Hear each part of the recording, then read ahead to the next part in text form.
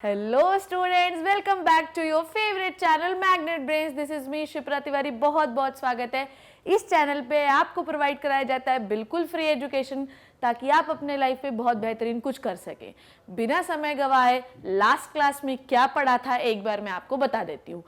हम लोगों ने मोनेरा किंगडम शुरू कर लिया था। हम लोग मोनेरा किंगडम लास्ट के कुछ क्लासेस से पढ़ रहे हैं। मैंने आपको बताया था कि मोनेरा में जो कि नॉर्मली जो रिप्रोडक्शन होता है वो कैसा होता है, एसेक्सुअल रिप्रोडक्शन होता है, और सेक्सुअल रिप्रोडक्शन भी हो सकता है, पर वो कुछ स्पेशल कंडीशन में ही होता है, जिसके बारे में मैं आपको थोड़ी देर में बताने वाली हूँ। ठीक है। एसेक्सुअल रिप्रोडक्शन में भी जनरली रिप्रोडक्शन कैसा होता है, या तो स्पोर बनाएगा या तो बाइनरी फिजन करेगा। बाइनरी फिजन कैसे करता है ये भी मैंने आपको लास्ट क्लास में बता दिया था। ठीक है। आज मैं आपको बताती हूँ कुछ स्पेशल कंडीशंस। ठीक है। कुछ special type of reproduction which is expressed by the bacteria. ठीक है, मैं आपको बताने वाली हूँ। कभी कभी, अच्छा मुझे एक बात बताओ कि अगर हम किसी एडवर्स कंडीशन में चले जाएं, ठीक है, सपोज दैट कि कल मुझे हिमालय की चढ़ाई चढ़नी है, ठीक है, तो मैं क्या करूंगी? मैं भाई तैयारी करूंगी। मैं अच्छे जूते खरीदूंगी, अच्छे कपड़े खरीदूंगी, अच्छा जैकेट खरीदूंगी, अच्छा मफलर खरीदूंगी, अच्छी टोपी खरीदूंगी, ताकि मुझे ठंडी ना लगे और मैं मरने से बच जाऊं। ठीक है। सो ये मेरी तैयारी है। ठीक है। और जब ठंडियां आने वाली होती हैं तो आपकी मम्मियां जो होती हैं वो अपने घर पे जो स्टोरेज, रजाई, ब्लैंकेट ये सब रहते हैं उनको निकाल कर धूप देती हैं, क्योंकि उनको पता है कि आगे आने वाले दिनों में बहुत ज्यादा सर्दी पड़ेगी, जिससे बीमार हो सकते हैं। ठीक है। तो ये हमारी तैयारी है। आई बात समझ में? ये क्या है? हमारी तैयारी है। अगर आपका दोस्त, अगर आपकी लड़ाई हो गई है, आपके दोस्त की लड़ाई हो गई है, an number of reason of the लड़ाई फॉर इन दीज डेज, ठीक है, बहुत सारे कारण हो सकते हैं लड़ाई के। अब अगर आपकी दोस्त की लड़ाई हो गई है तो आप भी जो है तो बैट निकाल लेंगे, बल्ला निकाल लेंगे, हॉकी स्टिक निकाल लेंगे मारने के लिए। आपको नहीं पता कि वो कब आएगा, पर आप मारने के लिए तैयार हैं। तो आपने पहले से तैयारी कर ली कि नहीं कर ली? और जैसे ही वो आया फटाफट आपने बल्ला निकाला और दे दनादन 4-6 बल्ले मार दिए। ठीक है, बैट मार दिया और उसका सर फट गया। So this is the advantage. ठीक है, कि किसी भी चीज की, किसी भी परिस्थितियों के आने से पहले या किसी भी एडवर्स कंडीशन के समय हम अपने ऊपर कुछ ऐसी व्यवस्थाएं कर लें कि हमें उससे किसी भी प्रकार का कोई डैमेज ना हो। बेटा आई बात समझ में? और जैसे ही फेवरेबल कंडीशन आए, दन से हम अपने नॉर्मल स्टेट पर आ जाएं। सपोज दैट गाड़ी का लाइसेंस नहीं है, गाड़ी में हेलमेट नहीं है। ठीक है, हम लोग जा रहे हैं स्कूटी से, अचानक से पुलिस वाले दिख गए और पता है कि अभी 700-800 का चालान कट जाएगा। अपन तुरंत मुड़ लेते हैं कि नहीं मुड़ लेते, और पेड़ के पास जाके खड़े रहते हैं और देखते रहते हैं कि कब तक वो पुलिस वाले खड़े रहेंगे। ठीक है, 10-15 मिनट बाद वो पुलिस वाले चले जाते हैं और अपन तुरंत एक्सीलेटर लेते हैं और उस जगह से निकलते हैं। मतलब हमने वेट किया कि कब हमारी फेवरेबल कंडीशन आएगी और कब हम वहां से निकल सकते हैं। बैक्टीरिया, जिस बैक्टीरिया को हम इतना छोटा और इतना नेग्लेक्ट करते हैं, नहीं करना है, क्योंकि वो भी एक ऐसा ही काम करता है। एडवर्स परिस्थितियों में वो अपने ऊपर कुछ ऐसे कवर बना लेता है कि उसे ओला, पानी, हवा, आग कोई डिस्ट्रॉय नहीं कर सकता। और जैसे ही फेवरेबल कंडीशन आती है वो तुरंत उस कवरिंग को तोड़कर बाहर आ जाता है और बोलता है अब मैं बताता हूं तुम्हें। ठीक है, तो कुल मिला के हर ऑर्गेनिज्म में अपना प्रोटेक्शन करने की क्षमता होती है। जो बैक्टीरिया नेकेड आई से नहीं दिखता, वो बैक्टीरिया भी अपना प्रोटेक्शन कर सकता है by the formation of spore, by the formation of cover. ठीक है, this is called as endospore. This is called as endospore. आज के लेक्चर में मैं आपको पूरी तरीके से बताने वाली हूं कि एंडोस्पोर क्या होता है, एंडोस्पोर कैसे बनते हैं, एंडोस्पोर क्यों बनते हैं और क्या जरूरत है इनकी बनने की। तो शुरू करें, चलिए। सो एंडोस्पोर, ठीक है, जैसे कुछ बैक्टीरिया, जैसे बैसिलस और क्लॉस्ट्रिडियम। ठीक है, बैसिलस और क्लॉस्ट्रिडियम, लाल कलर ले लेते हैं, मेरा फेवरेट कलर है। तो जैसे बैसिलस और Clostridium, they form the thick wall highly resistant body within the cell. This is called as endospore. ठीक है, अच्छा, एंडो है मतलब अंदर है, स्पोर है मतलब स्पोर है। ठीक है, तो ये कौन बनाता है? बैसिलस और क्लॉस्ट्रिडियम बनाते हैं, ये एंडोस्पोर कहलाते हैं। One bacterial cell normally produce only one single endospore. ठीक है, तो एक बैक्टीरिया के अंदर सिर्फ एक ही एंडोस्पोर बनता है। घबराइए मत, अभी पूरी मैकेनिज्म आपको समझ में आ जाएगी। एंडोस्पोर में बी स्फेरिकल और ओवल इन शेप और द टर्मिनल और सेंटर इन पोजीशन। ठीक है, एंडोस्पोर जो होते हैं या तो वो गोल हो सकते हैं, ओवल हो सकते हैं, इसके अलावा इनका कोई शेप नहीं होता। ठीक है, या तो ये बीच में बनते हैं या तो किनारे बनते हैं। कहां बनने वाले हैं ये भी आपको पता चलेगा। एंडो मतलब अंदर की ओर बनेंगे, किसके अंदर की ओर बनेंगे, बैक्टीरिया के अंदर की ओर बनेंगे। बिल्कुल घबराइए मत, तभी आपको समझ में आएगा। They are anticoagulant in nature, ठीक है, ये एंटीकोआगुलेंट नेचर के होते हैं क्योंकि इनके आउटर लेयर में कैल्शियम डिपिकोलिनिक एसिड पाया जाता है। अच्छा, क्या होता है, एंटीकोगुलेंट एजेंट जो होते हैं ये क्या करते हैं, इनको हीट रेजिस्टेंट बनाते हैं, इनको प्रोटेक्शन देते हैं। आई बात समझ में? तो कभी भी जैसे आग लगेगी तो बैक्टीरिया जलकर पिघल जाएगा, बट इनके अगर आउटर लेयर पे कौन सा एसिड है भाई साहब, कैल्शियम डिपिकोलिनिक एसिड, तो ये एक एंटीकोगुलेंट एजेंट है। तो अगर आग भी लगा देंगे आप एंडोस्पोर में तो वो गलेगा नहीं, क्योंकि उसके ऊपर एक एंटीकोगुलेंट एजेंट लगाया गया है। तो ना आग उसे जला सकती है, ना पानी उसे बुझा सकता है, ना ही उसे ठंड जो है तो ये बर्फ उसे ठंडा कर सकती है। बहुत ही एक्सट्रीम कंडीशन होती है एंडोस्पोर बनने के लिए, बैक्टीरिया के प्रोटेक्शन के लिए बहुत ज्यादा जरूरी है। अगर ऐसा कंडीशन नहीं होगा तो सारे बैक्टीरिया मर जाएंगे, ठीक है। आप अपने उससे मत सोचे मर गए तो मैडम अच्छा है ना, पर ऐसा नहीं होता। ये एक मोड ऑफ रिप्रोडक्शन है जो कि अभी हम और पढ़ने वाले हैं। तो हर किसी को अपना प्रोटेक्शन करने का हक है भाई साहब, चाहे तुम हो, चाहे मैं हूं, चाहे बैक्टीरिया है। भले बैक्टीरिया तुम्हें जो है तो हार्म करता है, तो तुम भी तो जो है तो हार्म करते हो लोगों को, कभी भी कॉकरोच मार देते हो, चूहा मार देते हो, तो फिर चलो स्ट्रक्चर ऑफ एंडोस्पोर देखें हम लोग। आ जाइए आ जाइए आ जाइए। सबसे पहले मैं स्ट्रक्चर दिखाई देती हूं, देखिए this is the structure of the endospore. बेटा ध्यान से देखना, एंडोस्पोर की लेयर्स अगर मैं देखूं तो there are so many layers in the endospore, ठीक है, बहुत सारी लेयर्स होती हैं एंडोस्पोर की। देखिए कितनी लेयर हैं। सबसे पहली लेयर जो है इसे आप कहते हैं स्पोर कोट, ठीक है, क्या कहते हैं इसको आप, स्पोर कोट कहते हैं। जो इंटरनल सबसे अंदर वाला जो पार्ट होता है इसे आप कहते हैं कोर, ठीक है। वैसे भी किसी का internal part is called as core, ठीक है। तो आपके एंडोस्पोर के बाहर जो लेयर होती है it is called as spore coat, ठीक है। और एंडोस्पोर के सेंटर पर जो चीज होती है it is called as core.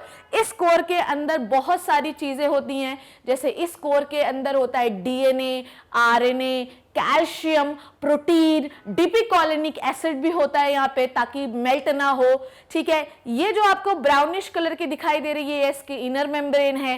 Inner membrane के बाहर ये जो ऑरेंज कलर का दिखाई दे रहा है it is called as cortex, और ये जो रेड कलर का आपको दिखाई दे रहा है it is called as outer membrane. तो प्यारे बच्चों, एक एंडोस्पोर में पहली लेयर है स्पोर कोट, दूसरी लेयर है आउटर मेम्ब्रेन, तीसरी लेयर है कॉर्टेक्स, और चौथी पार्ट जो चौथा लेयर है, चौथा पार्ट है वो है आपका inner membrane. So basically endospore have 5 parts, 4 layer and 1 internal part is called as core. The outer coat is called as spore coat, ठीक है, which is made up of पोलेनिन, ठीक है, या एंडोस्पोर पोलेनिन, जो कि काफी हार्ड सब्सटेंस होता है, ये आसानी से डैमेज आप नहीं कर सकते। स्पोरोपोलेनिन कहते हैं इसको हम लोग, बहुत हार्ड होता है ये। सो आउटर लेयर जो होती है it is called as sporocoat या spore coat made up of sporopollenin which is a very hard substance, ठीक है। सेकेंड जो लेयर होती है वो कौन सी लेयर है भाई, रेड वाली कौन सी लेयर है, आउटर मेम्ब्रेन, orange वाली is the cortex, and the brown one is called as inner membrane. So endospore has 4 membrane. That is the main significance of the protection, ठीक है। ये signify करता है कि protection होना है। अब अगर आपको ठंडी लग रही है और 4 स्वेटर पहन लोगे तो ठंडी लगेगी क्या, अरे बोलो ना, नहीं लगेगी, क्योंकि हमने ऊपर से अपने ऊपर बॉडी में क्या लाद रखा है, 4 स्वेटर भर भर के, तो हमको ठंडी नहीं लग सकती है। वैसे ही इसके अंदर बैक्टीरिया है, बैक्टीरिया का डीएनए है, बैक्टीरिया का कैल्शियम, मैग्नीशियम सब कुछ है। तो इसको प्रोटेक्ट करने के लिए there are 4 layers which is present outside of the genetic material of the bacteria. How good it is, how miraculous is this. तो इसकी वजह से आप किसी भी चीज को या बैक्टीरिया को अंदर जो है इसके वो डैमेज नहीं कर सकते भाई। सो डिपिकोलिनिक एसिड इसको मेल्ट नहीं होने देता। एक तो पहली बात तो हीट अंदर तक पहुंच नहीं पाएगी, और अगर पहुंच भी गई तो कभी भी बैक्टीरिया डैमेज नहीं होगा क्योंकि उसमें डिपिकोलिनिक एसिड होता है। स्मॉल सेल SASP कहते हैं इसको आप, स्मॉल एसिड सॉल्युबल प्रोटीन, ये हीट शॉक प्रोटीन होते हैं, कभी भी हीट एब्जॉर्बर होते हैं, तो कभी भी शॉक लगने नहीं देते बैक्टीरिया को, कभी भी हीट से जलने नहीं देते बैक्टीरिया को, तो it is called as heat shock protein, ठीक है। नाउ आ जाओ स्ट्रक्चर पे थे ना हम लोग, हाँ। So endospore consists of a center core made up of nuclear material and a spore cytoplasm. कोई टेंशन इसमें? अरे बोलो ना, core is the internal part of the endospore. इस endospore के अंदर क्या क्या होता है? DNA होता है मैडम, हमने देखा साइटोप्लाज्म होता है मैडम. DNA क्या होता है प्यारे बच्चों? It is a nuclear material. क्या है ये? एक न्यूक्लियर मटेरियल है. नाउ द साइटोप्लाज्म, ठीक है, साइटोप्लाज्म जो है उसमें क्या क्या फैला हुआ है? साइटोप्लाज्म में मैडम हमको डीएनए दिख रहा है जिसको हम न्यूक्लियर मटेरियल कह रहे हैं, इसमें हमको आरएनए दिख रहा है, इसमें हमको प्रोटीन दिख रहा है, इसमें हमको लिपिड दिख रहा है, कैल्शियम और मैग्नीशियम दिख रहा है. तो कुल मिला के एंडोस्पोर का जो इंटरनल पार्ट है it is called as core. Called as core. Core के अंदर क्या है? DNA, RNA, which is called as बच्चा लोग जेनेटिक मटेरियल. इसी के अंदर क्या होते हैं? प्रोटीन्स. इसी के अंदर क्या होते हैं? लिपिड्स. इसी के अंदर क्या होते हैं? कैल्शियम और मैग्नीशियम. ठीक है. The centre core is surrounded by the delicate membrane is called as core wall. ठीक है. देखिए कोर वॉल क्या है? आ जाइए आ जाइए आ जाइए. Where is the core wall? So this green one, ठीक है, green one is called as core wall. ठीक है.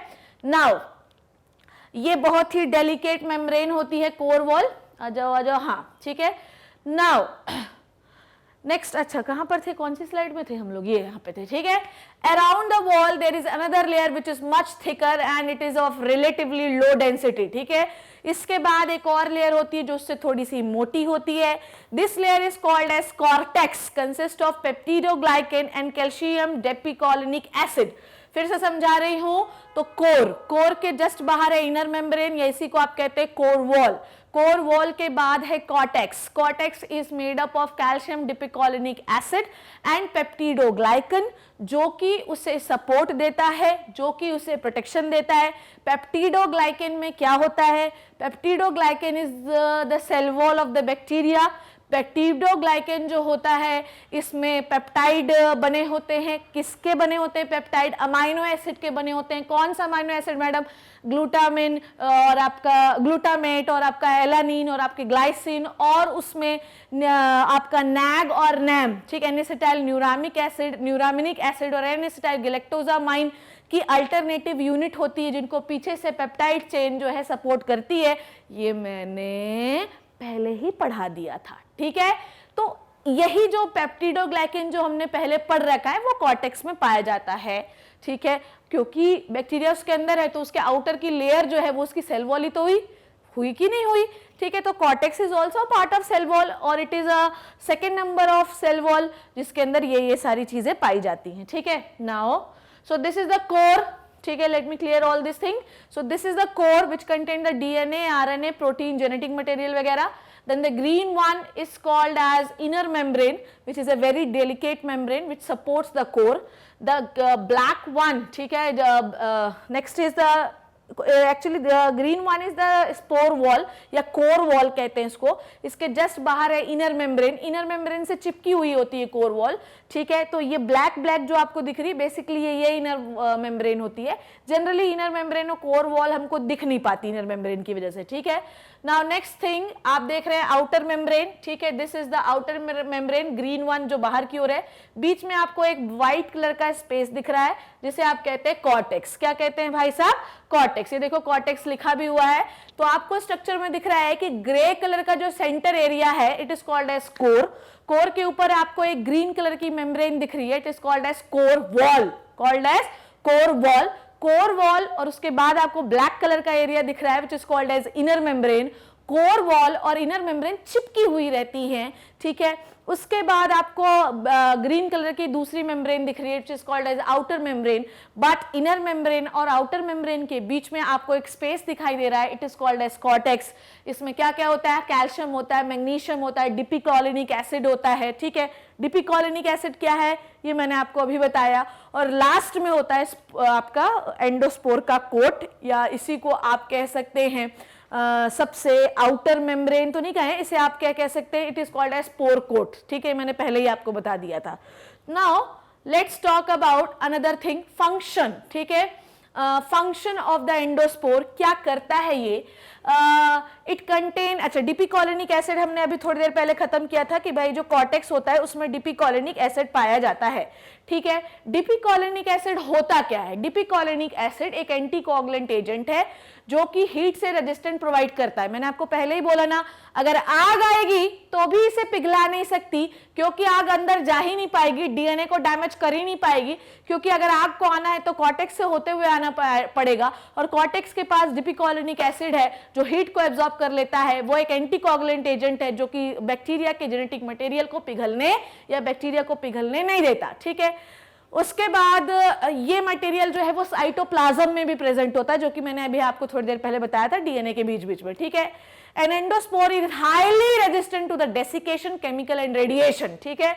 अगर तुम ये सोचते हो कि इसे हमेशा पानी की जरूरत पड़े तो नो नो नो, ये सूखे से भी अपने आप को बचा सकता है, ये आग से भी अपने आप को बचा सकता है, ये हार्श केमिकल से भी अपने आप को बचा सकता है, और ये रेडिएशन से भी अपने आप को बचा सकता है।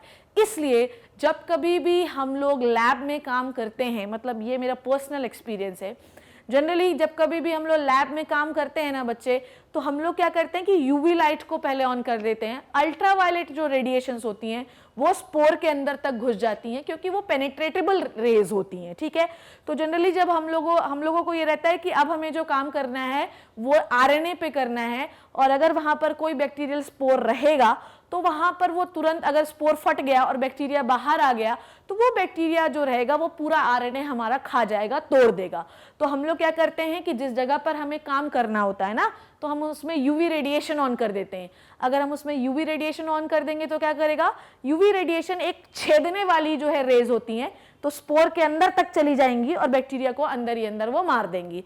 तो इसलिए हम जब भी लैब में काम करते हैं तो हमें इस बात का एकदम विशेष तौर से ध्यान रखना पड़ता है कि हमें उन बैक्टीरियाज को भी मारना है जिनके ऊपर इतनी भयंकर 4-4 लेयर बनी है, और इसे ही आप एंडोस्पोर कहते हैं, ठीक है। चलिए, द होल स्ट्रक्चर में be wrapped in a exosporium, ठीक है। अभी मैं आपको बताऊंगी exosporium which is called as outer layer, जो आपको मैंने स्पोर वॉल बताई थी, ठीक है। The endospore are formed probably upon induction by the exhaustion of nutrients, ठीक है। एंडोस्पोर बनते क्यों हैं, ठीक है। मुझे एक बात बताओ, तुम स्वेटर क्यों पहनते हो, ठीक है। ठंड में मत पहनो स्वेटर, बनो हीरो हीरोइन, बन सकते हो क्या? नहीं, ठीक है।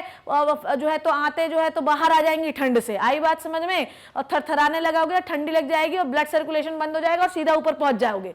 तो तुमने क्यों किया? तुमने इसलिए किया कि जब तुम्हें ऐसा लगा कि अब ये तुम्हारे लिए फेवरेबल कंडीशन नहीं है, तुम इसमें मर सकते हो, तन्ने से गए, स्वेटर निकाला, कान बांधा, कोई कुछ भी सोचता रहे, भाड़ में जाए, अपन पहन लेते हैं, क्योंकि ये हमारे लिए एडवर्स कंडीशन है, हमें यहाँ पर जीवित रहना है तो स्वेटर पहनना ही पड़ेगा। तो तुम क्या बैक्टीरिया को कम समझा है क्या उसको? तो बैक्टीरिया के लिए भी जैसे ही कोई एडवर्स कंडीशन आती है, तन्ने से 4 लेयर अपने ऊपर बना लेता है, ये अपने आप बनाता है, खुद सिक्रीट करता है, और इसे ही आप एंडोस्पोर कहते हैं।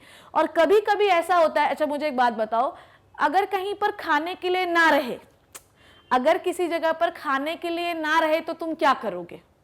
सोचो, दिमाग लगाओ। अगर किसी जगह पर खाने के लिए ना रहे, then we will start drinking more water, हम पानी पीकर अपना पेट भरेंगे, ठीक है। वो नहीं मिलेगा तो क्या करेंगे? ढूंढेंगे, पत्तियां खाने लगेंगे, मिट्टी खाने लगेंगे, ठीक है।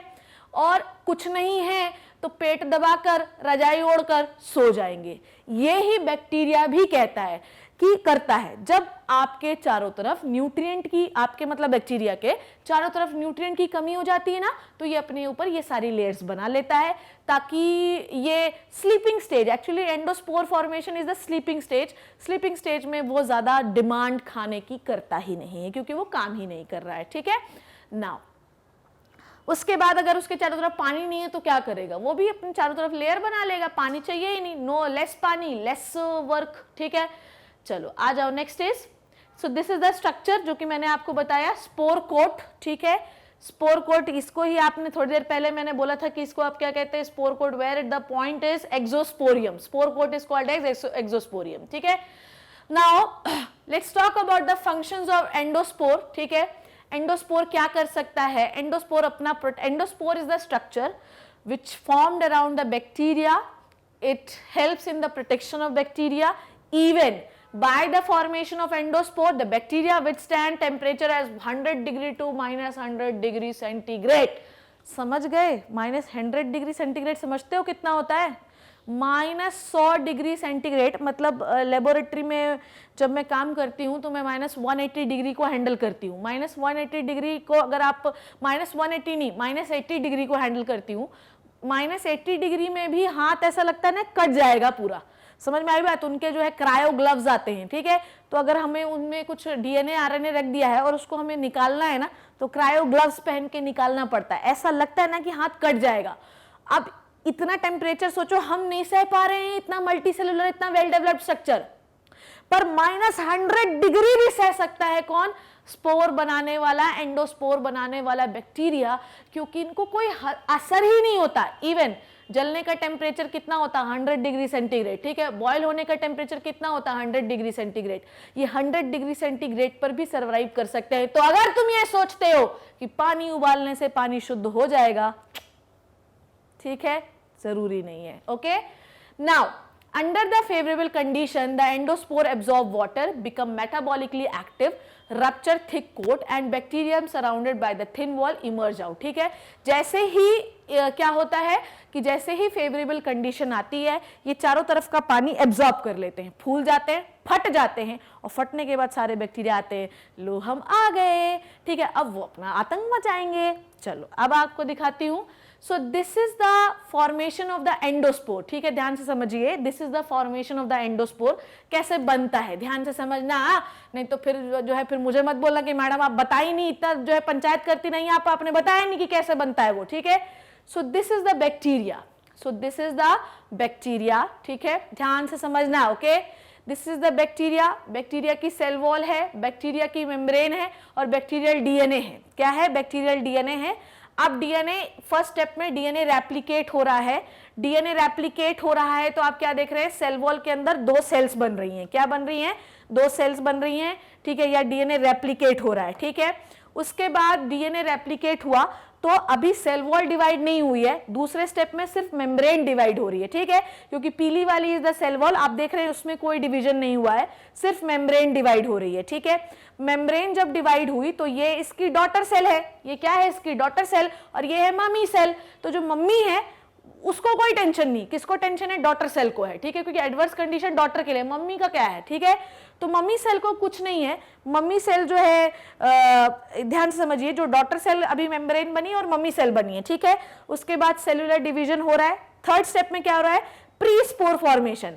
मम्मी जो है वो वैसी ही रहेंगी, उसी सेल वॉल के अंदर मम्मी जो है उनका डीएनए पड़ा रहेगा। थोड़ी देर के बाद वो डीनेचर भी हो जाएगा, खत्म भी हो जाएगा, पर कोई टेंशन नहीं। पर यहाँ पर जो डॉटर सेल है वो क्या करेगी? ध्यान समझो, डॉटर सेल जो है वो अपने आप को, देखो ध्यान समझो, डॉटर सेल अपने आप को किनारे पे लाकर ऐसे राउंड कन्वर्ट कर लेगी। ध्यान समझो, राउंड कन्वर्ट कर लेगी। डॉटर सेल की मेम्ब्रेन जो है वो क्या करेगी? मेम्ब्रेन के अंदर भरा क्या हुआ है? डीएनए भरा हुआ है, तो मेम्ब्रेन किनारे आ जाएगी बिल्कुल, और ऐसी राउंड हो जाएगी। राउंड होना हमें ये बता रहा है कि अभी स्पोर बनना शुरू हो जाएगा। भाई साहब ऐसा है कि मदर डीएनए को कोई टेंशन नहीं है, एडवर्स कंडीशन आते ही मदर का डीएनए ऑटोमेटिकली डीनेचर हो जाएगा, क्योंकि मदर ने कोई स्पोर नहीं बनाया है। बना कौन सी सेल रही है? बना कौन सी जो है तो सेल मेम्ब्रेन रही है? डॉटर की, और वो अभी डॉटर सेल बनी ही नहीं, डॉटर सेल अंदर ही अंदर काम कर रही है अपना, ठीक है? सेल वॉल अंदर ऊपर बना हुआ है, अंदर ही अंदर काम चल रहा है, ठीक? एडवर्स कंडीशन आई तो मदर का डीएनए डीनेचर हो गया। कभी कभी तो लगता है मैं ही भगवान हूं, अभी थोड़ी देर पहले बताया ना मैं तुम्हें। उसके बाद देखो, सबसे पहले डॉटर के जो डीएनए है उसके ऊपर क्या बन गया? कॉर्टेक्स, ठीक है? कॉर्टेक्स बना, चारों लेयर बनी, और चारों लेयर बनने के बाद स्पोर कोट बना, जिसको आप एक्सोस्पोरियम कहते हैं, which is the outer layer, सबसे हार्डेस्ट लेयर होती है ये, ठीक है? और स्पोर कोट के, एक्चुअली स्पोर कोट और एक्सोस्पोरियम में अंतर ये होता है कि स्पोर कोट जो होता है अंदर होता है, एक्सोस्पोरियम जो है बाहर होता है। कलेक्टिवली लोग इसको एक्सोस्पोरियम कह लेते हैं, पर ये दोनों अलग अलग है। एक्चुअली स्पोर कोट अंदर होता है और एक्सोस्पोरियम बाहर होता है। एक्सोस्पोरियम इज द हार्डेस्ट लेयर, ठीक है? तो अभी आप देखेंगे भी कहीं पर स्पोर कोट बन गया, ठीक है? थोड़ा और जब हम लोग स्पोर और एडवर्स कंडीशन चल रही है अभी, हाँ ये देखो आ गया ना, स्पोर कोट के ऊपर क्या बन गया? एक्सोस्पोरियम बन गया। एक्सोस्पोरियम जैसे ही बना तो स्पोर मैच्योर हो गया है बिल्कुल। अब ऐसी स्टेज में ये सालों साल पड़ा रहेगा, सालों साल। जैसे ही इनकी फेवरेबल कंडीशन आएगी ये सेल वॉल को तोड़ देंगे और ये स्पोर बाहर आ जाएगा, ठीक है। अच्छा, फेवरेबल कंडीशन भी नहीं आएगी, पर ये कौन सी सेल है बच्चों, ये है मदर सेल। कौन सी सेल है बेटा, मदर सेल। तो ये स्पोर अपन ने मदर सेल के अंदर बना लिए और ये स्पोर को मदर सेल से बाहर निकाले रहो। अब ऐसे ऐसे लाखों करोड़ों मिलियंस ऑफ स्पोर आपके एनवायरनमेंट में पड़े रहेंगे, जैसे एडवर्स कंडीशन आएगी ये फाड़ देंगे और बैक्टीरिया जो है, जो डीएनए है वो बाहर आ जाएगा और बैक्टीरिया, या अंदर तो बैक्टीरिया बन ही रहे हैं, तो अंदर जो बैक्टीरिया भरा है, जो डीएनए भरा है वो बाहर आ जाएगा और फिर से अपनी कहानी शुरू करेगा। एक बार फिर से समझें, ये है मदर डीएनए और आपका डॉटर डीएनए, दोनों डिवाइड हो चुके हैं। मदर डीएनए और अभी मदर सेल के अंदर मदर का डीएनए या डॉटर डीएनए के चारों तरफ मेम्ब्रेन बन रही है। मेम्ब्रेन तो पहले से ही थी, डॉटर के लिए मेम्ब्रेन अलग से बन रही है। मदर का डीएनए, जब डॉटर का डीएनए मदर का डीएनए अलग हो गया, डॉटर के लिए अलग आपने मेम्ब्रेन बनाना शुरू कर दिया। सेल वॉल के अंदर ही, मदर सेल के अंदर ही कहानी हो रही है। थोड़ी देर के बाद एडवर्स कंडीशन आई, एडवर्स कंडीशन में मदर का डीएनए डीनेचर हो गया और जो डॉटर डीएनए था उसके चारों तरफ क्या बनने लगी, अलग अलग लेयर्स बनने लगी, ठीक है। पहले आपकी कौन सी बनी, पहले आपकी बनी कॉर्टेक्स के जो कोर की layer which is called as core wall. Core wall के बाद कौन सी बनी, इनर मेम्ब्रेन। इनर मेम्ब्रेन के बाद क्या बना, कॉर्टेक्स। कॉर्टेक्स के बाद क्या बना, आउटर मेम्ब्रेन। आउटर मेम्ब्रेन के बाद क्या बना, स्पोर वॉल। और स्पोर वॉल के बाद क्या बना, एक्सोस्पोरियम। ये सब बन गया, ठीक है। मदर का डीएनए तो ऑलरेडी डीनेचर हो गया था। अब ये मदर सेल के अंदर जो बैक्टीरियल स्पोर जो कि डॉटर का है वो बन गया है, मदर सेल को तोड़ेगा, स्पोर बाहर आ जाएगा और ऐसे एडवर्स कंडीशन जो है चलती रहेगी। So this is all about the spore formation. क्या होता है, ये स्पोर फॉर्मेशन होता है। तो आपको समझ में आया कि ये स्पोर फॉर्मेशन है क्या बेटा, ठीक है। स्पोर फॉर्मेशन, कोई भी बैक्टीरिया माँ के सेल के अंदर स्पोर बना लेता है, फिर माँ की सेल टूट जाती है और स्पोर बाहर आ जाता है, ठीक है। माँ ने बेटी का स्पोर बनवाया, क्यों, क्योंकि कंडीशन एडवर्स थी, जो डॉटर सेल है वो जीवित नहीं रहेगी, ठीक है। स्पोर का स्ट्रक्चर अगर हम लोग देखें तो बेसिकली स्पोर में कितनी लेयर हैं, अंदर वाला कोर कहलाता है जिसके अंदर डीएनए, आरएनए, प्रोटीन होता है। उसके बाद उसके जस्ट बाद होती कोर वॉल। कोर वॉल के बाद इनर मेम्ब्रेन। इनर मेम्ब्रेन के बाद कॉर्टेक्स, ऑरेंज वाला। रेड वाला is the outer membrane and green one is the spore coat, exosporium, दोनों कह सकते हैं, ठीक है। जैसे ही स्पोर बना, मदर सेल को बाहर किया और स्पोर बाहर आ गया। क्या सीखा तुमने, विपरीत परिस्थितियों में गधे को भी बाप बनाना पड़ता है, हमेशा ये याद रखना। वैसे ही इसने यही किया कि इसने सब अपने पर बना लिया है। अब क्या होगा कि अगर तुम्हें इससे बचना है ना तो इसको बाप बनाना पड़ेगा। मतलब ये कि इसको कुछ भी करके मारने की कोशिश करनी पड़ेगी, पर ये मरेगा नहीं। तो फिर इसको क्या करना है, धीरे धीरे तोड़ना है, धीरे धीरे। इसको ऐसा नहीं तोड़ना है कि 100 डिग्री पे उबाल दिया और तुमको लगता है मर जाएगा, नहीं। पहले तेज उबालो, फिर धीरे, तेज धीरे, तेज धीरे, तेज धीरे, तब इसके स्पोर टूट जाएंगे और बैक्टीरिया मर जाएगा। तो थोड़ा ट्रिक से इनको मारना पड़ता है। So this is all about the endospore formation, very important lecture. So this is the mode of asexual reproduction जो कि बैक्टीरिया एक एडवर्स कंडीशन में करता है। मजा आया समझने में, पढ़ने में, बिल्कुल तुम्हारे जैसा ही है। See you in the next class. Next class में मैं आपको एक बहुत इंटरेस्टिंग चीज बताऊंगी जो कि जनरली नहीं होती है, पर इसमें आपको कुछ एक्सपेरिमेंट भी बताऊंगी जो कि बहुत मजेदार है। See you in the next class. Next class में सेक्सुअल रिप्रोडक्शन के बारे में बात करेंगे जो कि बैक्टीरिया में कम होता है। घर पे रहना, सेफ रहना, लेक्चर मत छोड़ना। Thank you so much.